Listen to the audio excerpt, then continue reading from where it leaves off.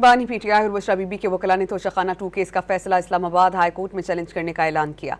फैसले के बाद मुजरिमान के पास क्या ऑप्शंस हैं और इस ज़िम्न में पीटीआई की क्या हिकमत अमली है, इस पर हम बात करेंगे डॉन न्यूज़ के रिपोर्टर ताहिर नसीर से। ताहिर, बताइएगा, फैसला तो आ गया है, क्या बताते हैं वकला पीटीआई का, उनकी टीम क्या कहती है, क्या इस फैसले को इस्लामाबाद हाई कोर्ट में चैलेंज किया जाएगा?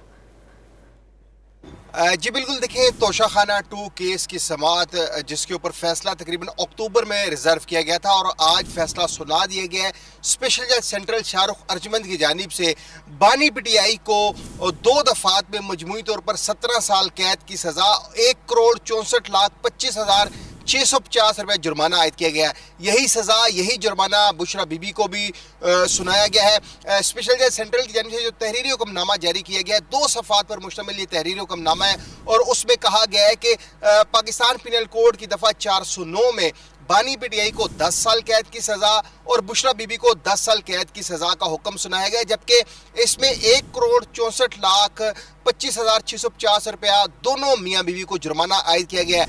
अदम अदायगी जुर्माने की सूरत में बानी पीटीआई और बुशरा बीबी को 6 माह कैद मजीद भुगतना होगी। इस तरह जो रिश्वतस्तानी एक्ट की दफ़ा 5/247 है, उसमें बानी पीटीआई को 7 साल कैद की सज़ा सुनाई गई है, बुशरा बीबी को भी 7 साल कैद की सज़ा सुनाई गई है।